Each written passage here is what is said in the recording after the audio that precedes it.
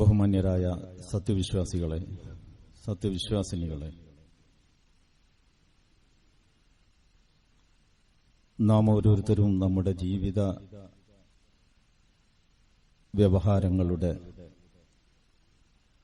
ചെറുതും വലുതും രഹസ്യവും പരസ്യവുമായ മുഴുവൻ കാര്യങ്ങളിലും നമ്മുടെ സ്രഷ്ടാവും രക്ഷകനും വിധികർത്താവുമായ അല്ലാഹുവിന്റെ ആജ്ഞാനിർദ്ദേശങ്ങൾ ഏതൊക്കെ കാര്യങ്ങളിൽ എപ്രകാരമൊക്കെയാണ് എന്ന് താൽപര്യപൂർവം മനസ്സിലാക്കി അതനുസരിച്ച് ജീവിതം ചിട്ടപ്പെടുത്താൻ പ്രയത്നിക്കണം. നമ്മുടെ ദുന്യവിയും ഉഖ്റവിയുമായ വിജയം ഈ തഖ്വ എന്ന ഒരൊറ്റ നിലപാട് കൊണ്ട് മാത്രമേ നേടിയെടുക്കാൻ സാധിക്കുകയുള്ളൂ എന്ന് ഓർമ്മ വേണം. തഖ്വയുടെ അധ്യാപനങ്ങൾ മുറുകെ പിടിക്കുന്നതുകൊണ്ട് നമുക്ക് പൊടുന്നനെ സംഭവിക്കുന്ന നഷ്ടങ്ങളും പ്രയാസങ്ങളും ദീർഘകാലാടിസ്ഥാനത്തിൽ ലാഭവും സന്തോഷവുമായി മാറും എന്ന് കാണണം. തഖ്വ മുറുകെ പിടിക്കാതെ ദേഹേച്ഛയുടെയും പൈശാചിക പ്രവർത്തനങ്ങളുടെയും പിന്നാലെ പോകുമ്പോൾ പെട്ടെന്ന് ലഭ്യമാകുന്ന സുഖവും ഐശ്വര്യങ്ങളും ഒരിക്കലും തീരാത്ത നാശത്തിലേക്കും സങ്കടത്തിലേക്കും നമ്മൾ എടുത്തെറിയപ്പെടും എന്നും മനസ്സിലാക്കണം. ഈ ഒരു വിചാരത്തോടെ മുന്നോട്ടു പോവുക എന്നതാണ് മുത്തഖിയാവുക എന്ന് പറയുന്നതിന്റെ അർത്ഥം. അല്ലാഹു സുബ്ഹാനഹു വ തആല നമ്മെ എല്ലാവരെയും യഥാർത്ഥ മുത്തഖികളിൽ ഉൾപ്പെടുത്തി അനുഗ്രഹിക്കുമാറാവട്ടെ. നമസ്കാരവുമായി ബന്ധപ്പെട്ട ചില വിഷയങ്ങൾ വളരെ ചുരുങ്ങിയ രൂപത്തിൽ ഒരു ഉദ്ബോധനം കണക്കെ നമ്മുടെ മുമ്പിൽ വരികയുണ്ടായി. അതിനൊക്കെ ഒരുപാട് വിശദാംശങ്ങളുണ്ട്. അതിലേക്ക് നമ്മൾ പോയിട്ടില്ല. വീക്ഷണ വ്യത്യാസങ്ങൾ ഉണ്ടാവാൻ സാധ്യതയുള്ള മസ്അലകളും ഉണ്ട്. ആ വിശദാംശങ്ങളിലേക്ക് പോകുമ്പോഴാണ് വീക്ഷണ വ്യത്യാസങ്ങൾ അഥവാ കർമ്മശാസ്ത്രപരമായ കാഴ്ചപ്പാടുകളിലെ അന്തരങ്ങൾ ഒരു വിഷയമായി നമ്മുടെ മുമ്പിൽ വരുന്നത്. നമസ്കാരത്തിന്റെ നമ്മൾ പൊതുവെ നമ്മുടെ മദ്രസകളിലൊക്കെ മക്കളെ പഠിപ്പിക്കുന്നത് പരിശോധിച്ചാൽ നമസ്കാരത്തിന്റെ നല്ല പൊതുവെ ഫിഖ് പഠിപ്പിക്കുക എന്നതാണ് നമ്മൾ സ്വീകരിച്ചു പോരുന്ന ഒരു ശൈലി എന്ന് കാണാൻ പറ്റും. ഫിഖ് എന്നതുകൊണ്ട് ഞാൻ ഉദ്ദേശിച്ചത് മലയാളത്തിൽ കർമ്മശാസ്ത്രം എന്ന് പറയുന്ന കാര്യം തന്നെയാണ്. അതായത് ഒരു കാര്യം എങ്ങനെ ചെയ്യണം, അതിന്റെ ബാഹ്യമായ ചിട്ടവട്ടങ്ങൾ, അത് പ്രധാനമാണ്. എങ്ങനെയെങ്കിലും ചെയ്യാൻ പറ്റൂല. സ്വല്ലു കമാ റഅയ്തുമൂനി ഉസല്ലി, നമസ്കരിക്കുന്നവനായ അവസ്ഥയിൽ എന്നെ നിങ്ങൾ എങ്ങനെ കണ്ടോ അങ്ങനെ നിങ്ങൾ നമസ്കരിക്കണം. അപ്പോ അനുചരന്മാർ കണ്ടു മനസ്സിലാക്കി, ഒരു പ്രാവശ്യമല്ല പല പ്രാവശ്യം ആവർത്തിച്ചു. ആ കണ്ടതനുസരിച്ച് അവർ ചെയ്തു. അപ്പൊ നമസ്കാരത്തിലെ നമുക്ക് നമ്മുടെ മുമ്പിലുള്ള ഈ ഖുർആനും സുന്നത്തും, ഖുർആൻ കഴിച്ചാൽ പിന്നെയുള്ള ഏറ്റവും വലിയ പ്രമാണം ആയിരക്കണക്കായ അനുചരന്മാർ ദിനേന കണ്ട് അതപ്പടി അനുഷ്ഠിച്ച് കൈമാറിപ്പോന്ന ഒരു സമ്പ്രദായം എന്നത് തന്നെയാണ്. അത് ധാരമുറിയാത്ത, ഇടമുറിയാത്ത വലിയ ഒരു ചരിത്രരേഖയാണ്. എന്നാലും വിശദാംശങ്ങളിൽ വ്യത്യസ്ത അഭിപ്രായങ്ങൾ വരും. അതിന് മറ്റ് കാരണങ്ങളുണ്ട്. അതല്ല ഇപ്പോൾ എന്റെ ചർച്ചാ വിഷയം. അപ്പൊ ഈ കർമ്മശാസ്ത്രം എന്ന് പറയുന്നത് പ്രധാനം തന്നെയാണ്. അതിനെ അവഗണിക്കാൻ പറ്റില്ല. കാരണം അപ്പോഴാണ് ഈ കർമ്മം അള്ളാഹുവിന്റെ റസൂൽ സ്വല്ലല്ലാഹു അലൈഹി വസല്ലം പഠിപ്പിച്ചതുപോലെയാകുന്നത്. ഇപ്പോ ഒരു ചെറിയ ഉദാഹരണം പറഞ്ഞാൽ, നമ്മൾ റുക്കൂ ചെയ്യുമ്പോൾ, നമസ്കാരം പഠിപ്പിക്കാനല്ല, വേറെ ചർച്ചയ്ക്ക് വേണ്ടിയിട്ട് ഒരു പെട്ടെന്ന് ഓർമ്മ വന്നൊരു ഉദാഹരണം പറയാണ്. റുക്കൂ ചെയ്യുമ്പോൾ ഒരാള് ഇങ്ങനെ ലെവലിൽ നേരെ വളഞ്ഞ് റുക്കൂ ചെയ്യണം എന്നാണ്. ശാരീരികമായി പ്രയാസമുള്ള ഒരാളല്ലെങ്കിൽ, ഊരക്കോ മറ്റോ പ്രശ്നങ്ങളുള്ള ആളാണെങ്കിൽ അയാൾക്ക് കഴിയുന്നത് ചെയ്താൽ മതി. അതല്ല ഈ പറയുന്നത്. അപ്പൊ ചില ആളുകൾ ഇങ്ങനെ ആവശ്യത്തിലേറെ താഴും, തല ആവശ്യത്തിലേറെ താഴ്ത്തിയിരിക്കും.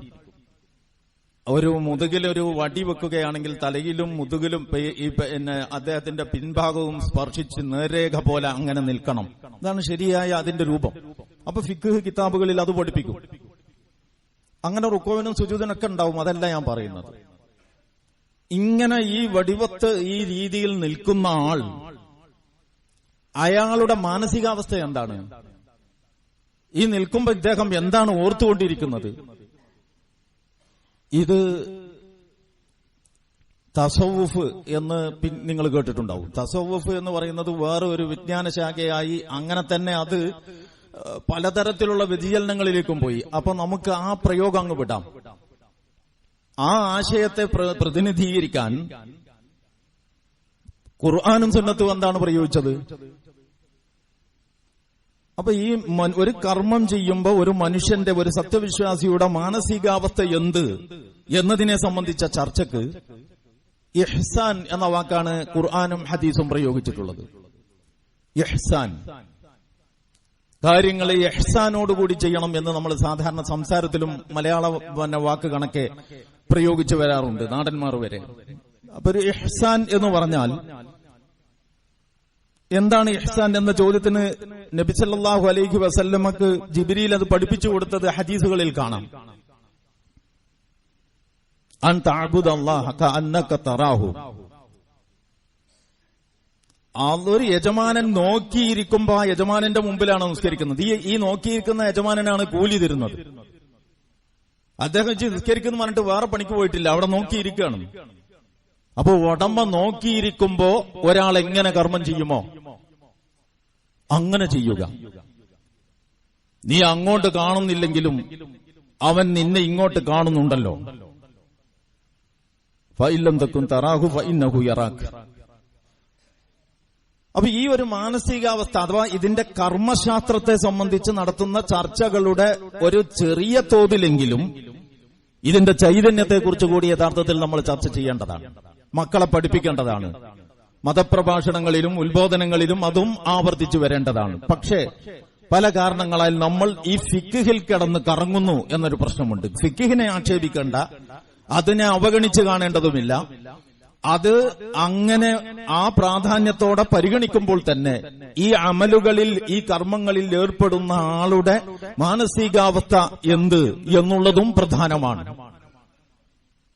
അതിന്റെ ഭയഭക്തിയെയും മറ്റും സംബന്ധിച്ച് മറ്റൊരു സന്ദർഭത്തിൽ സാധ്യമാണെങ്കിൽ നമുക്ക് ചർച്ച ചെയ്യാം. ഞാനിപ്പോ അതിലേക്ക് കടക്കാൻ ഉദ്ദേശിച്ചിട്ടില്ല. ഇന്നിപ്പോ നിങ്ങൾക്ക് വേഗം മനസ്സിലാകുന്ന ഒരു ഉദാഹരണം ഞാൻ പറയാം. നമ്മളിപ്പോ ഒരു സർക്കാർ ഓഫീസിൽ എന്തോ ഒരു കാര്യത്തിന് വേണ്ടിയിട്ട് ചെന്നു. കൂടെ നേരത്തെ ഈ സർക്കാർ ഓഫീസ് കയറി ഇറങ്ങിയിട്ടുള്ള പ്രാക്ടീസ് ഒന്നുമില്ല. അതൊരു കാര്യം ശരിക്കും ഒരാവശ്യം ശരിക്കും പൂർത്തീകരിക്കാൻ ആണ് പോയാൽ പ്രാക്ടീസ് ആവും. കാരണം അത്രയും പോകുമ്പോഴേ ഇത് നടക്കൂ എന്നതാണ് പൊതുവെ അതിന്റെ രീതി. പക്ഷെ അങ്ങനൊന്നും ആ വഴിക്ക് പോയിട്ടില്ലാത്ത ഒരാൾക്ക് ഇതിന്റെ വേണ്ടത്ര ഒരു പരിചയവുമില്ല. അദ്ദേഹം അവിടെ ചെന്നിട്ട് നോക്കുമ്പോ ആകെ കൂടി നിങ്ങളൊരു അപേക്ഷ കൊടുക്കി എന്ന് അവിടെ മേശയും കസേര ഇട്ടിരിക്കുന്ന ഒരാൾ പറഞ്ഞു. അപ്പൊ ഇയാൾ എന്തിലാ അപേക്ഷിക്കേണ്ടതെന്ന് ചോദിച്ചു. ഒരു വെള്ളക്കടലാസിൽ അപേക്ഷിച്ചാൽ മതി. വെള്ളക്കടലാസിൽ അപേക്ഷിക്കുക കേൾക്കുമ്പോ വളരെ സിമ്പിളാണ്. അപ്പോ അയാൾ അപ്പുറത്ത് നിന്നൊരു A4 ഷീറ്റ് വാങ്ങി, ചുരുക്കത്തിൽ പേനയും സംഘടിപ്പിച്ചു. പിന്നെ അപേക്ഷ എഴുതണം. അപ്പൊ ഈ കാര്യം നടക്കാൻ ഇപ്പൊ ആരെയാണ് അഭിസംബോധന ചെയ്യേണ്ടത്? ഈ മനുഷ്യനതറിയില്ല. അഭിസംബോധന ചെയ്തു കഴിഞ്ഞാൽ പിന്നെ ഈ കാര്യത്തിൽ ഇപ്പൊ ചെന്നൊരു കാര്യം ഉണ്ടാവുമല്ലോ, എന്തോ ഒരു ആവശ്യം, ആ കാര്യത്തെ സംബന്ധിച്ച് അതിന്റെ അവസ്ഥകളെ കുറിച്ച് എത്ര പറയണം? ഞാൻ കുറെ പറയാനുണ്ട്, കുറെ മുമ്പ് ശരിയാക്കിയിട്ടുണ്ട്, പിന്നെ പൊട്ടിച്ചാടിയതാണ്, അല്ലെങ്കിൽ പിന്നെ അങ്ങനെ ഉണ്ടാവുമല്ലോ. ഇതൊക്കെ കൂടി ഇപ്പൊ ഇതിൽ എഴുതണോ? അത് എത്ര എഴുതണം? ആരെ അഭിസംബോധന ചെയ്യണം? എത്ര എഴുതണം? എങ്ങനെ അവസാനിപ്പിക്കണം? ഇങ്ങനെ തുടങ്ങി പല ഉസ്വാസം ഉണ്ടാവും വെള്ളക്കടലാസിൽ അപേക്ഷ എന്ന് പറയുമ്പോൾ. നേരെ മറിച്ച് നമ്മൾ പറയുകയാണ് ഇത് ഒരു നിർദ്ദിഷ്ട ഫോറമുണ്ട്, അത് നോക്കൂ, നിങ്ങളത് വായിച്ചിട്ട് ആ ഫോറം ഫില്ല് ചെയ്ത് കൊടുത്തേക്ക്. നിർദ്ദിഷ്ട ഫോറം. അപ്പൊ നിർദ്ദിഷ്ട ഫോറം വളരെ ക്ലിയർ ആണ്. അതായത് നിശ്ചയിക്കപ്പെട്ട ഫോറമുണ്ട്, അതിലിറ്റു എന്താണ് ചെയ്യേണ്ടത് എന്ന്, ഈ കക്ഷിയുടെ പേരെഴുതാനുള്ള ഇടമുണ്ട്, വീട്ടുപേര്, അഡ്രസ് മുതലായവയുണ്ട്. പിന്നെ അദ്ദേഹത്തിന്റെ പിന്നെ ഫോൺ നമ്പറോ അല്ലെങ്കിൽ മറ്റ് ഡീറ്റെയിൽസ് വേണ്ടിടത്ത് അത് ആ കള്ളിയും കോളവും പൂരിപ്പിച്ചാൽ മതി. ഇങ്ങനെ നോക്കുമ്പോ ഇത് വളരെ എളുപ്പമാണ്, വ്യക്തമാണ്. നമസ്കാരത്തെക്കുറിച്ച് നമ്മൾ മനസ്സിലാക്കണം, ഇത് വെള്ളക്കടലാസിലുള്ള അപേക്ഷയല്ല, ഇത് നിർദ്ദിഷ്ട ഫോറത്തിലുള്ള അപേക്ഷയാണ്. അതായത് നമ്മളെ കാര്യമാണ് ഈ പറയുന്നത് റബ്ബിനോട്. നമസ്കാരത്തിൽ നിങ്ങൾ നമസ്കാരത്തെക്കുറിച്ച് ആലോചിച്ച് നോക്കൂ. എല്ലാ നമസ്കാരത്തിലും നമ്മൾ പാരായണം ചെയ്യുന്നതാണ് ഫാത്തിഹ. അതിലെ ഹനഫി മദ്ഹബിന്റെ അഭിപ്രായം അനുസരിച്ച് ഇമാമും ജമാഅത്തുമായി നിസ്കരിക്കുമ്പോൾ ഇമാമ് ഫാത്തിഹ ഓതിയാൽ മതി, മഅ്മൂമുകൾ പാരായണം ചെയ്യേണ്ടതില്ല. പതുക്കെയാണെങ്കിലും ഉറക്കെയാണെങ്കിലും ജമാഅത്ത് നമസ്കാരത്തിൽ മഅ്മൂമുകൾ പാരായണം ചെയ്യേണ്ടതില്ല. ഇതാണ് ഇമാം അബൂ ഹനീഫ അവരുടെ അഭിപ്രായം. ഫാത്തിഹ, അതിന് അദ്ദേഹത്തിന് തെളിവുണ്ട്. തെളിവ് എന്താണെന്ന് ചോദിച്ചാൽ ഖുർആൻ പാരായണം ചെയ്യുന്നിടത്ത് നിശബ്ദത പാലിക്കണം. അദ്ദേഹത്തിന്റെ നിലപാട് ചോദ്യം ചെയ്യാൻ വേണ്ടി ഇതിനോട് വിയോജിപ്പുള്ള ആളുകൾ ഇമാം അബൂ ഹനീഫയുടെ അടുക്കൽ ചെന്ന ഒരു കഥ കേൾക്കാറുണ്ട്. നിങ്ങൾ ഈ നിസ്കാരം പോലെ ഗൗരവപ്പെട്ട വിഷയത്തിലൊക്കെ ഉമ്മാതിരി മസലൊക്കെ പറഞ്ഞിട്ട് ആളുകളെ എള്ളവും കൂടി ഇല്ലാതാക്കണം എന്തിനാ എന്ന് പറഞ്ഞിട്ട് ഒരാൾ സംസാരം തുടങ്ങി. ഓക്കെ, നിങ്ങളിത് പറയാൻ വന്നതാണ്, ബാക്കിയുള്ളവരൊക്കെ എന്തിനു വന്നത്? അപ്പൊ ഒരു സംഘമുണ്ട്. അതന്നെ ഇദ്ദേഹം പറഞ്ഞത് തന്നെ ഞങ്ങളുടെ അഭിപ്രായം. എന്നിട്ട് നിങ്ങളെന്താ പറയാത്തത്? അല്ല, അത് മൂപ്പര് പറയുന്നുണ്ടല്ലോ. നിങ്ങൾ ഈ നിലപാട് തന്നെ ഞാനും പറഞ്ഞിട്ടുള്ളൂ. ഒരാൾ പറയുന്നുണ്ടല്ലോ, പിന്നെ എല്ലാവരും കൂടി കലവല കൂട്ടണ്ട. വൈദാ കുരി അൽ ഖുർആൻ വസ്തമിഉ ലഹു വഅൻസിതു, ഖുർആൻ പാരായണം ചെയ്യപ്പെടുമ്പോൾ ശ്രദ്ധിച്ചു കേൾക്കണം, നിശബ്ദത പാലിക്കണം. അല്ലാഹ് പറഞ്ഞതല്ലേ. അപ്പൊ ഈ ഇതൊരു മസലയാണ്. ഇത്രയും പറഞ്ഞ സ്ഥിതിക്ക് ഞാൻ അതിൽ എന്റെ കാഴ്ചപ്പാടും കൂടി പറയാം. ഇമാമ് ഉറക്കെ ഓതുന്ന നമസ്കാരങ്ങളിൽ മഅ്മൂമുകൾ ഇമാമിന്റെ ഓത്ത് ശ്രദ്ധിച്ചാൽ മതി, അവർ സ്വന്തം നിലക്ക് ഓതേണ്ടതില്ല. അപ്പൊ ഇനി ആർക്കെങ്കിലും ഒരാൾക്ക് ഫാത്തിഹ ഓതാതെ ഒരു റാഹത്ത് കിട്ടൂല. ഇമാമ് ഫാത്തിഹ ഓതുന്നുണ്ട്, അപ്പൊ അത് ഇമാം സൂറത്ത് ഓതുന്നുണ്ട്. നമ്മൾ സാധാരണ ഈ നമസ്കാരത്തിന് കൈ കെട്ടിക്കിട്ടാൻ തന്നെ കുറെ ഇടങ്ങാറാണ്. അങ്ങോട്ട് നോക്കി ഇങ്ങോട്ട് നോക്കി നാട്ടുകാരെ മുഴുവൻ കാര്യവും അവിടെ വെച്ച് ശരിയാക്കി, എന്നിട്ട് മൊബൈൽ സൈലന്റ് ആക്കി. ചില ആളുകൾ സൈലന്റ് ആക്കിയിട്ട് ഇങ്ങനെ ഇതിന്റെ ആ സ്ക്രീൻ മുകളിലേക്കാക്കിയിട്ട് വെക്കും. അപ്പൊ ഇയാളുടെ ശ്രദ്ധ മാത്രമല്ല, അപ്പുറത്തും ഇപ്പുറത്തുള്ളവരുടെ ശ്രദ്ധ കൂടി അതിൽ വരുന്ന മിസ് കോളുകൾ, അതിൽ മിസ് കോൾ കാണുമ്പോൾ ഇയാൾക്ക് വേറെ കോൾ ഓർമ്മ വരും. മനുഷ്യൻ അങ്ങനെയാണ്. അപ്പൊ അതുകൊണ്ട് ഇത്തരം സംഗതികളൊക്കെ നമ്മൾ തന്നെ നമ്മളുടെ ശ്രദ്ധ തെറ്റിക്കാനുള്ള സാഹചര്യം തെറ്റിച്ചു വെക്കുന്നു എന്നതൊന്നും ശരിയല്ല. മൊബൈൽ ഫോൺ ഉപയോഗിക്കുകയാണെങ്കിൽ അത് കമഴ്ത്തി വെക്കണം. അവിടെ വെച്ച് നിരക്കുന്നൊന്നുമില്ല. സ്ക്രീനിന് പ്രത്യേകിച്ചൊന്നും സംഭവിക്കാൻ പോകുന്നില്ല. ഇരിക്കട്ടെ. അപ്പൊ ഞാൻ പറഞ്ഞു വന്നത്, ഫാത്തിഹ ഇങ്ങനെ ഓതണം എന്നൊരാൾക്ക് ആഗ്രഹമുണ്ട് എന്ന അതൊരു റാഹത്താണെങ്കിൽ ഇമാമ് കൈകെട്ടുന്ന ഉടനെ തന്നെ ഇവരും കൈകെട്ടണം. എന്നിട്ട് ഇമാമിന്റെ കൂടെ അവരും ഇമാമിന്റെ ഒപ്പമോ ഇമാമിന്റെ മുന്നിലോ ഇമാമിന്റെ പിന്നിലോ ആയിട്ട് ആ സന്ദർഭത്തിൽ തന്നെ ഓതിക്കൊണ്ടിരിക്കണം. ഇമാമിന്റെ കൂടെ ഓതുകയാണെങ്കിൽ ഇമാമ് ഓതുന്നതിനോടൊപ്പമാണ്. അപ്പോ ഖുർആൻ ഓതുമ്പോ നിശബ്ദത പാലിക്കണം എന്ന കൽപ്പനയെ ലംഘിക്കുന്ന ഒരവസ്ഥയില്ല. അല്ലാഹു സുബ്ഹാനഹു വ തആല വിശുദ്ധ ഖുർആനിൽ വളരെ വ്യക്തമായിട്ട് പറഞ്ഞതാണ്, ഖുർആൻ പാരായണം ചെയ്യപ്പെടുമ്പോ നിശബ്ദത പാലിക്കണം, ശ്രദ്ധിച്ചു കേൾക്കണം. ഇത് നമസ്കാരത്തിന് ബാധകമല്ല എന്നതിന് വേറെ തെളിവൊന്നുമില്ല. അപ്പോ അതിന്റെ അടിസ്ഥാനത്തിൽ ഇമാം ഉറക്കെ ഓതുന്ന നമസ്കാരങ്ങളിൽ ഇമാമിന്റെ ഓത്ത് ശ്രദ്ധിച്ചാൽ മതി, മഅ്മൂമുകൾ ഓതണമെന്നില്ല. ഇനി ഫാത്തിഹ ഓതണം എന്ന അഭിപ്രായമുള്ളവർ നമസ്കാരത്തിൽ പ്രവേശിച്ച ഉടനെ കൈകെട്ടി ഇമാമിനോടൊപ്പം ഓതുകയാണെങ്കിൽ ഇമാം ആമീൻ പറയുമ്പോഴേക്ക് അദ്ദേഹത്തിനും ആമീൻ പറയാം. ഇമാമ സൂറത്ത് ഓതിക്കൊണ്ടിരിക്കുമ്പോൾ അത് ശ്രദ്ധിക്കാൻ പറ്റും. നമ്മളിപ്പോ സാധാരണ ചെയ്തു വരുന്നത്, ഇമാമിന് ആമീൻ പറഞ്ഞ ശേഷമാണ് നമ്മൾ ഫാത്തിഹ ഓതാൻ പോകുന്നത്. നമ്മൾ ഫാത്തിഹ ഓതുമ്പോ ഇമാമ് വേറെ സൂറത്ത് ഓതുകയാണ്. അഥവാ ഇമാമിന് തെറ്റിയാൽ പറഞ്ഞു കൊടുക്കാൻ തന്നെ ആർക്കും പറ്റില്ല. കാരണം അവരൊക്കെ ഫാത്തിഹയിലാണുള്ളത്. ഈ ക്രമം ശരിയായ ക്രമമല്ല എന്ന് പറഞ്ഞ സ്ഥിതിക്ക് കൂട്ടത്തിൽ ഞാൻ പറയുകയാണ്. ഇനി ഇമാമ് പതുക്കെ ഓതുന്ന നമസ്കാരത്തിലോ, ഇപ്പൊ ളുഹർ പോലെയുള്ള അസർ പോലെയുള്ള നമസ്കാരങ്ങളിൽ ഇമാമ് പതുക്കെ ഓതുന്ന നമസ്കാരങ്ങളിൽ മഅ്മൂമുകളും ഫാത്തിഹ ഓതണം. അത് നിർബന്ധമാണ്. ഫാത്തിഹ ഓതാത്തവന് ലാ സ്വലാത്ത ലിമൻ ലം യഖ്റഅ സൂറത്തുൽ ഫാത്തിഹ, ഫാത്തിഹ ഓതാത്തവന് നമസ്കാരമില്ല എന്ന ഹദീസ് അവർക്ക് ബാധകമാണ്. അപ്പോ ഈ ചുരുക്കി പറഞ്ഞാൽ ഫാത്തിഹ, അത് ഞാൻ ആ വിഷയം പറഞ്ഞപ്പോ അതേക്കുറിച്ച് ഏതാനും വാചകങ്ങൾ പറഞ്ഞതാണ്. ഫാത്തിഹ നിങ്ങൾ എടുത്തു നോക്കൂ. എല്ലാ നമസ്കാരത്തിലും നമ്മൾ ആവർത്തിച്ചോതുന്ന ഫാത്തിഹ ഒരു പ്രാർത്ഥനയാണ്. അള്ളാഹ് നമ്മെ പഠിപ്പിച്ച ഒരു പ്രാർത്ഥനയാണ്. ആ പ്രാർത്ഥന കൊണ്ടാണ് ഖുർആൻ തന്നെ തുടങ്ങുന്നത്. അൽഹംദുലില്ലാഹി റബ്ബിൽ ആലമീൻ അർറഹ്മാനിർ റഹീം മാലികി യൗമിദ്ദീൻ ഇയ്യാക നഅ്ബുദു വ ഇയ്യാക നസ്തഈൻ. ഇത്രയും ഭാഗം നമ്മൾ അള്ളാഹുവിന്റെ മുമ്പിൽ നമ്മളുടെ വിനീതത്വം, നമ്മുടെ എളിമ, നമ്മുടെ താഴ്മ, അള്ളാഹുവിന്റെ യജമാനത്വം, അവന്റെ ഉടമസ്ഥത, അവന്റെ ആധിപത്യം, ഇതൊക്കെ സമ്മതിക്കാണ്. എന്നിട്ട് പിന്നെന്താണ് പറയുന്നത്? ഇഹ്ദിനസ് സിറാത്തൽ മുസ്തഖീം, എന്നെ സിറാത്തൽ മുസ്തഖീമിൽ വഴി നടത്തണമേ. അപ്പൊ നമ്മുടെ കാര്യമാണ് നമ്മൾ റബ്ബിനോട് ചോദിക്കുന്നത്. അങ്ങനെ നിങ്ങൾ നമസ്കാരത്തിൽ ചൊല്ലുന്ന ദിക്റുകളിലൂടെ ഒക്കെ ഒന്ന് കണ്ണുപിടിച്ചു നോക്കൂ. ഇതൊക്കെ നമുക്ക് വേണ്ടിയുള്ള പ്രാർത്ഥനകളാണ്. അള്ളാഹുവിനെ വാഴ്ത്തുന്നു, പുകഴ്ത്തുന്നു, റുക്കോയിൽ അള്ളാഹുവിനെ മഹത്വപ്പെടുത്തുന്നു, സുജൂദിൽ അള്ളാഹുവിനോട് കാര്യങ്ങൾ ചോദിക്കുന്നു. റുക്കോയിൽ സാധാരണ സുബ്ഹാന റബ്ബിയൽ അളീം എന്ന് പറയുന്നു. സുജൂദിലെത്തുമ്പോഴോ സുബ്ഹാന റബ്ബിയൽ അഅല എന്ന് പറയുന്നു. അല്ലെങ്കിൽ സുബ്ഹാനക അല്ലാഹുമ്മ റബ്ബനാ വ ബിഹംദിക അല്ലാഹുമ്മ ഗ്ഫിർലി. സുന്നത്തിൽ സ്ഥിരപ്പെട്ടു വന്ന പ്രാർത്ഥനയാണ്. അപ്പോ നമുക്ക് വേണ്ടി അള്ളാഹുവിനെ വാഴ്ത്തിക്കൊണ്ട് പടച്ചവനെ എനിക്ക് പുറത്തു തരണം. സുബ്ഹാനക അല്ലാഹുമ്മ റബ്ബനാ വ ബിഹംദിക അല്ലാഹുമ്മ ഗ്ഫിർലി, എനിക്ക് പുറത്തു തരണം. ഈ രണ്ട് സുജൂദിന്റെ ഇടയിൽ ഇരിക്കുമ്പോ അല്ലാഹുമ്മ ഗ്ഫിർലി വർഹംനി വർസുഖ്നി വജ്ബർലി വഹ്ദിനി, അങ്ങനെ നമ്മളുടെ ആവശ്യങ്ങളാണ് ഇതൊക്കെ. പടച്ചവനെ എന്നെ ഹിദായത്തിലാക്കണം, എനിക്ക് റിസ്ക് നൽകണം, എന്നെ സത്യത്തിൽ ഉറപ്പിച്ചു നിർത്തണം, എന്റെ അവസ്ഥ, എന്റെ നില മെച്ചപ്പെടുത്തണം. അപ്പൊ നമ്മുടെ ആവശ്യങ്ങളാണ്. ഇതാണ് ആവർത്തിച്ചുകൊണ്ടിരിക്കുന്നത്. ഇനി നമ്മൾ അത്തഹയ്യാത്തിലേക്ക് എത്തി. അത്തഹയ്യാത്തിന്റെ ആദ്യ ഭാഗം അള്ളാഹുവിനുള്ള പ്രകീർത്തനങ്ങളാണ്. അല്ലാഹുമ്മ ഗ്ഫിർലി മാ ഖദ്ദംതു വമാ അലംതു, അങ്ങനെ തുടങ്ങിയിട്ട് മാ ഖദ്ദംതു വമാ അഖർതു വമാ അസ്റഫ്തു വമാ അലൻതു വമാ അസ്റർതു വമാ അസ്റഫ്തു വമാ, ഇങ്ങനെ പറഞ്ഞുകൊണ്ടിരിക്കുന്നത്. ഇതൊക്കെ ഞാൻ പതുക്കെ ചെയ്തു, പടച്ചവനെ ഞാൻ ചെയ്തു പോയത്, ചെയ്യാനിരിക്കുന്നത്, രഹസ്യമായി ചെയ്തത്, പരസ്യമായി ചെയ്തത്, എന്റെ എന്റെ കയ്യിൽ നിന്ന് പരിധി വിട്ടുപോയത് എല്ലാം എന്നെക്കാളേറെ നിനക്കറിയാം എന്ന് പറഞ്ഞുകൊണ്ട് നമ്മുടെ സങ്കട ഹർജിയാണ്. അപ്പൊ നമസ്കാരം എന്ന് പറയുന്നത് നമ്മൾ യഥാർത്ഥത്തിൽ നമ്മുടെ ആവശ്യങ്ങൾ രാജാതിരാജന്റെ മുമ്പിൽ വെക്കാനുള്ള ഒരു ഔദ്യോഗികമായ രൂപമാണ് റബ്ബ് പഠിപ്പിച്ചത്. അതിനെപ്പറ്റിയാണ് ഞാൻ പറഞ്ഞത്. അത് വെള്ളക്കടലാസിലുള്ള അപേക്ഷയല്ല, അത് നിർദ്ദിഷ്ട ഫോറത്തിൽ അപേക്ഷ കൊടുക്കുന്നത് പോലെയാണ്. അത് വളരെ വ്യക്തമാണ്. അപ്പൊ ഞാനും എന്റെ റബ്ബും തമ്മിലുള്ള ഈ ഒരു മുനാജാത്തിലാണ് ഞാൻ ഉള്ളത് എന്ന ബോധം നമുക്കുണ്ടാവണം നമസ്കാരത്തിൽ ഏർപ്പെടുമ്പോ. ഇന്നൽ ഇൻസാന ഖുലിക അലൂഹ, സൂറത്തുൽ അൽ മആരിജ്. ഇന്നൽ ഇൻസാന ഖുലിക അലൂഹ ഇദാ മസ്സഹു ശർറു ജസൂഅ വ ഇദാ മസ്സഹുൽ ഖൈറു മനുഅ ഇല്ലൽ മുസല്ലീൻ അല്ലദീന ഹും അലാ സ്വലാത്തിഹിം ദായിമൂൻ. അല്ലാഹു സുബ്ഹാനഹു വ തആല പറയാണ്, ഇന്നൽ ഇൻസാന ഖുലിക ഹലൂഅ, മനുഷ്യൻ സൃഷ്ടിക്കപ്പെട്ടത് തന്നെ ഒരു വാരി പിടിച്ച പ്രകൃതത്തിൽ, ഒരു വെപ്രാളപ്പെട്ട പ്രകൃതത്തിലാണ്.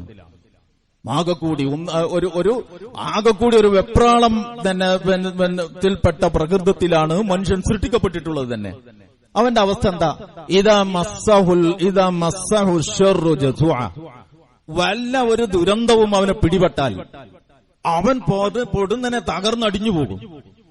വഇദാ മസ്സഹുൽ ഖൈറു മനുഅ, ഇനി അദ്ദേഹത്തിന് ഒരു 10 രൂപയുടെ മെച്ചുണ്ടായാലോ അതിന്റെ ഗുണം മറ്റുള്ളവർക്ക് കിട്ടരുത് എന്ന നന്മ, പരോപകാരം തടയുന്നവനാകും. സംസ്കാരത്തെ കുറിച്ച് പറയുന്നിടത്തിന്റെ കൂടെ ഈ പരോപകാരത്തെ പറ്റി പറയുന്നത് നമ്മൾ വേറെ ശ്രദ്ധിക്കേണ്ടതാണ്. സംസ്കാരത്തിന്റെ ചൈതന്യത്തെ സംബന്ധിച്ചു പറയുമ്പോൾ നമുക്ക് അതേക്കുറിച്ച് ആലോചിക്കാം. ഇദാ മസ്സഹുൽ ഖൈറു മനുഅ, അയാൾ നന്മ അദ്ദേഹത്തിന് ലഭിച്ചാലോ അതിന്റെ പ്രയോജനം മറ്റുള്ളവർക്ക് തടയുന്നവരാകുന്നു. ഇതാണ് പൊതുവെ മനുഷ്യന്റെ അവസ്ഥ. എന്നിട്ട് അല്ലാഹു പറയാണ്, ഇല്ലൽ മുസല്ലീൻ, നമസ്കാരക്കാരൊഴികെ, അല്ലദീന ഹും അലാ സ്വലാത്തിഹിം ദായിമൂൻ, അവരവരുടെ നമസ്കാരം പതിവായി അനുഷ്ഠിച്ചുകൊണ്ടിരിക്കുന്നവരാണ്, അതിൽ സ്ഥിരതയുള്ളവരാണ്. അതതിന്റെ ശാന്തഗാംഭീര്യം. അതിങ്ങനെ ഞാൻ നമസ്കരിച്ചു വരാൻ തന്നെ ഇയാൾ അങ്ങോട്ട് പോയിനേക്കാളും വേഗത്തിലും ഇങ്ങോട്ട് വന്നു. ഇത്ര പെട്ടെന്ന് ഇങ്ങനെ ഇത് കഴിഞ്ഞാ അത് 10-30 കൊല്ലത്തെ പ്രാക്ടീസ് ഇല്ലേ? നിങ്ങൾ എന്താ വിചാരിച്ചത്? അപ്പോ അങ്ങനെ നമസ്കരിക്കുന്ന ആളുകളുണ്ട്. അപ്പൊ നമസ്കാരത്തിന്റെ ഒരു അടക്കം ഒതുക്കമുണ്ട്. അപ്പൊ ഖുർആനിന്റെ ഈ പ്രയോഗം നിറഞ്ഞ് കെട്ടി നിൽക്കുന്ന ഈ വർഷക്കാലത്ത് തടാകത്തിലൊക്കെ വെള്ളം നിൽക്കുന്ന, ഒഴുക്കില്ലാതെ തടാകത്തിൽ വെള്ളം നിൽക്കുന്നത് നിങ്ങൾ കണ്ടിട്ടില്ലേ? തടാകത്തിലെ അവസാനത്തെ പടവ് വരെ എത്തിയില്ലേ, പതുക്കെ ഇങ്ങനെ ഓളം വെട്ടി നിറഞ്ഞു നിൽക്കുന്ന ആ തടാകത്തിലെ വെള്ളത്തിന് അറബി ഭാഷയിൽ മാഉൻ ദായിമുൻ എന്നൊരു പ്രയോഗമുണ്ട്. ശാന്തഗംഭീരമായി നിറഞ്ഞു നിൽക്കുന്ന ആ തടാകത്തെ വിശേഷിപ്പിക്കാനാണ് ദായിം എന്ന വാക്കവിടെ പ്രയോഗിച്ചത്. അവല്ലദീനഹും അലാ സ്വലാത്തിഹിം ദായിമൂൻ എന്ന ഈ പ്രയോഗത്തിന് രണ്ടർത്ഥമുണ്ടപ്പോ. രണ്ടർത്ഥവും ഉദ്ദേശിക്കപ്പെട്ടിട്ടുണ്ട്. ഒരർത്ഥം എന്താ? ഇത് പതിവായി ചെയ്യുന്ന, ദായിമായിട്ട് ചെയ്യുന്ന കാര്യമാണ്. എപ്പോഴെങ്കിലും ഏർപ്പെടുന്ന പണിയല്ല ഇയാൾക്ക് നമസ്കാരം. അയാളുടെ യാത്രയിലോ അയാളുടെ ജീവിതത്തിന്റെയോ ഏത് ഘട്ടത്തിലായാലും നമസ്കാരത്തിന്റെ സമയമായാൽ ആ ബാധ്യത നിറവേറ്റിയിട്ട് ബാക്കി എന്നതാണ് അദ്ദേഹത്തിന്റെ മുൻഗണനാ കർമ്മം. അതാണ് അല്ലദീനഹും അലാ സ്വലാത്തിഹിം ദായിമൂൻ എന്ന് പറയുമ്പോൾ ഉള്ള ഒരർത്ഥം. രണ്ടാമത്തത്, അദ്ദേഹത്തിന്റെ നമസ്കാരം അതിനൊരു അടുക്കും ചിട്ടയുണ്ട്. അത് നിറഞ്ഞു നിൽക്കുന്ന വെള്ളം പോലെ ശാന്തഗംഭീരമാണ്. ഓരോ കാര്യങ്ങൾ അനുഷ്ഠിക്കുന്നതിനും അതിന്റേതായ ഒരു അടക്കവും അനക്കവും ഒതുക്കവും ഒക്കെ ഉണ്ട് എന്ന അർത്ഥവുമുണ്ട്. ചുരുക്കത്തിൽ ഇരിക്കട്ടെ, അപ്പൊ നമസ്കാരത്തെ സംബന്ധിച്ച് അല്ലാഹു സുബ്ഹാനഹു വ തആല ഇങ്ങനെ ഒരു വിശേഷണം നടത്തിയിരിക്കുകയാണ്. എന്താണ് ആ വിശേഷണം? വല്ല ദുരന്തവും സംഭവിക്കുമ്പോഴേക്കും മനുഷ്യൻ തകർന്നടിഞ്ഞു പോകുന്നു. മാ അസാബ മിൻ മുസീബത്തിൻ ഫിൽ അർളി വലാ ഫി അൻഫുസികും ഇല്ലാ ഫി കിതാബിൻ മിൻ ഖബ്ലി അൻ നബ്റാഹ ഇന്ന ദാലിക അലല്ലാഹി യസീർ കൈല തഅസൗ അലാ മാ ഫാതകും വലാ തഫ്റഹു ബിമാ ആതാകും. നിങ്ങളിലോ ഭൂമിയിലോ തന്നെ മാ അസാബ മിൻ മുസീബത്തിൻ ഫിൽ അർളി. ഇപ്പോ മഴ പെയ്തു, ശരിക്കൊരു മഴ, ഒരു ശരാശരി മഴ. അപ്പോഴേക്ക് ആകെ മൂടി, തോടും കുളവും നിറഞ്ഞ് വീടുകളിലേക്ക് വെള്ളമെത്തി, മരങ്ങൾ കടവഴകി വീണ്, മലകൾ അല്ലെങ്കിൽ കുന്നുകൾ ഇടിഞ്ഞ് നിരപ്പായി. ഈ ആവാസ വ്യവസ്ഥയോട് മനുഷ്യൻ കാണിച്ചിട്ടുള്ള ദുൽമുകൾക്കൊക്കെ പ്രതികാരം ചെയ്യാതെ ആവാസ വ്യവസ്ഥ നമ്മളെയും വിടൂല. പക്ഷെ നമ്മൾ നമ്മുടെ അപ്പുറം ഇപ്പുറമുള്ളവരൊക്കെ ഒന്ന് നോക്കണം. ഇത്രയും മഴ കോരിച്ചൊരിഞ്ഞ് പെയ്തുകൊണ്ടിരിക്കുമ്പോ നമ്മുടെ വീട്ടിന്റെ അപ്പുറം ഇപ്പുറമൊക്കെ ഉള്ളവരെയും നമ്മളുടെ നാട്ടിൽ പരിചയമുള്ളവരൊക്കെ ഒന്ന് നോക്കണം. നമ്മൾ അവരുടെ വീട്ടിലും അടുപ്പ് പുകയുന്നുണ്ടോ? അവര് പ്രതീക്ഷിക്കാത്ത വല്ല പ്രയാസത്തിലും പെട്ടിട്ടുണ്ടോ? നമ്മൾ നേരെ ഗേറ്റ് ഓട്ടോമാറ്റിക്കലാണ്, തുറക്കാൻ പോലും ഇപ്പൊ വാതിൽ ആ വണ്ടിയിൽ നിന്ന് പുറത്തിറങ്ങണ്ടില്ല. നേരെ അകത്തേക്കാണ് ചെന്നാൽ നമ്മൾ അങ്ങോട്ട് കടന്നു കഴിയുമ്പോൾ ഗേറ്റ് കൊണ്ട് അടയാണ്. ഇങ്ങനത്തെ ഒരു അവസ്ഥയിൽ, അതെല്ലാവരും അങ്ങനെയാണെന്നല്ല ഞാൻ പറയുന്നത്, അങ്ങനത്തെ ഒരു മാനസികാവസ്ഥയിൽ നമ്മൾ ജീവിതത്തെ സമീപിക്കരുത്. ഇതൊക്കെ വളരെ പ്രധാനമാണ്. ഈ മനുഷ്യരുടെ വേദനകളൊക്കെ വളരെ പ്രധാനമാണ്. നിങ്ങൾ നോക്കൂ, ഫവൈലുൽ ലിൽ മുസല്ലീൻ, നമസ്കാരക്കാരന് നാശം. അല്ലദീനഹും അൻ സലാത്തിഹിം സാഹൂൻ, അയാൾ നമസ്കാരത്തെ സംബന്ധിച്ച് അശ്രദ്ധനാണ്. അല്ലദീനഹും യുറാഊൻ, ആളുകളെ കാണിക്കാൻ വേണ്ടി ചെയ്യുന്നതാണ് ഇയാൾ ഈ പണി. വയംനഊനൽ മഊൻ, അയാൾ പരോപകാര വസ്തുക്കൾ തടയുന്നവനാണ്. അപ്പോ ഈ പടച്ചവനുമായി അഗാധമായ ബന്ധം സ്ഥാപിക്കുന്നതിനെ സംബന്ധിച്ച സംസാരത്തിനിടയിൽ അതങ്ങ് ശക്തി പ്രാപിച്ചത് ഏറിയിട്ട് പടപ്പുകളുടെ കാര്യം തന്നെ വിട്ടുപോയി എന്ന് വരരുത്. അതുകൊണ്ട് അള്ളാഹ് നമസ്കാരത്തെക്കുറിച്ച് പറയുന്നിടത്തോ അത് പറയുന്നതിനോട് ചേർത്ത് വെച്ച് പരോപകാരത്തെക്കുറിച്ച് കൂടി പരാമർശിച്ചിട്ടുണ്ട്. അതിന്റെ ബലത്തിലാണ് ഇപ്പൊ ഞാൻ ഇതിന്റെ ഇടയിൽ പറയുന്നത്. ഇപ്പൊ ഞാൻ പറഞ്ഞു വന്നത്, ദുരന്തങ്ങൾ ഉണ്ടാകുന്നു, ദുരന്തങ്ങൾ വില കൊടുത്ത് വാങ്ങുന്നു എന്നൊക്കെ വേണം ശരിക്കും പറയാൻ. ദുരന്തങ്ങൾ സ്വയം നിർമ്മിച്ചുണ്ടാക്കുന്നു, കണ്ടുപിടിക്കുന്നു, വില കൊടുത്തു വാങ്ങുന്നു. ഇതിലൊക്കെയാണ് ഇപ്പൊ നമ്മൾ PhD എടുത്തുകൊണ്ടിരിക്കുന്നത്. അതിന്റെ അനന്തരഫലം ഇപ്പൊ തലമുറകൾ അനുഭവിച്ചുകൊണ്ടിരിക്കുകയാണ്. നമ്മൾ ഇത്ര അനുഭവിക്കുന്നുണ്ടെങ്കിൽ വരും തലമുറകൾ ഇതിലേറെ വില കൊടുക്കേണ്ടി വരും ഈ ഭൂമുഖത്ത് അവർക്ക് നിലനിൽക്കാൻ എന്ന് വരികയാണ്. മാ അസാബ മിൻ മുസീബത്തിൻ ഫിൽ അർളി, അവിടുന്ന് നമ്മൾ പോയത്. മാ അസാബ മിൻ മുസീബത്തിൻ ഫിൽ അർളി വലാ ഫി അൻഫുസികും, നിങ്ങളിലോ ഈ ഭൂമിയിലോ തന്നെ ഒരു ദുരന്തവും സംഭവിക്കുന്നില്ല. ഇല്ലാ ഫി കിതാബിൻ മിൻ ഖബ്ലി അൻ നബ്റാഹ, അത് സംഭവിക്കുന്നതിന് മുന്നേ ഒരു ഗ്രന്ഥത്തിൽ കൃത്യമായി രേഖപ്പെടുത്തിയിട്ടല്ലാതെ. എന്ന് പറഞ്ഞാൽ അള്ളാന്റെ അറിവിൽപ്പെടാതെ പിടിവിട്ടുപോയിട്ട്, പടച്ചവന്റെ കയ്യിൽ നിന്ന് കാര്യങ്ങൾ പിടിവിട്ടുപോയിട്ട് സംഭവിക്കുന്നതല്ല ഈ സംഭവിക്കുന്നതൊന്നും എന്നാണ് റബ്ബ് പറയുന്നത്. ഈ ചില്ലറ കലാപങ്ങളെ കുറിച്ചല്ല, ഈ പ്രശ്നങ്ങളെ കുറിച്ചല്ല ഈ പറയുന്നത്. വലിയ വലിയ എന്ത് സംഭവിച്ചാലും ആ സംഭവങ്ങൾ ഉണ്ടാകുന്നത് പടച്ച തമ്പുരാന് അതിന് ചില കാര്യകാരണ ബന്ധങ്ങളുടെ അടിസ്ഥാനത്തിലുള്ള നിയമക്രമമുണ്ട്. ഇവിടെ തെറ്റുമ്പോ അവിടെയും തെറ്റും, അങ്ങനെ സംഭവിക്കുന്നതാണ്. പക്ഷേ സംഭവിക്കുന്നതിനെപ്പറ്റി റബ്ബിനറിയാം. ഇങ്ങനെയാണ് കാര്യം എന്ന് നിങ്ങളോട് എന്തിനാ പറഞ്ഞത്? ലിക്കൈ ലാ തഅസൗ അലാ മാ ഫാതകും വലാ തഫ്റഹു ബിമാ ആതാകും, നിങ്ങൾക്ക് എന്തെങ്കിലും ഒരു നഷ്ടം സംഭവിക്കുമ്പോഴേക്ക് നിങ്ങൾ തകർന്നടിയാതിരിക്കാൻ, നിങ്ങൾക്ക് എന്തെങ്കിലും ഒരു മെച്ചമുണ്ടാകുമ്പോഴേക്ക് നിങ്ങൾ നിലവിട്ട് തുള്ളാതിരിക്കാൻ. ഇതൊന്നും അന്തിമമായിട്ട് എന്റെ തീർപ്പല്ല. ഞാൻ രാജാദ്യരാജന്റെ വിനീത വിധേയനായ പ്രജയാണ്.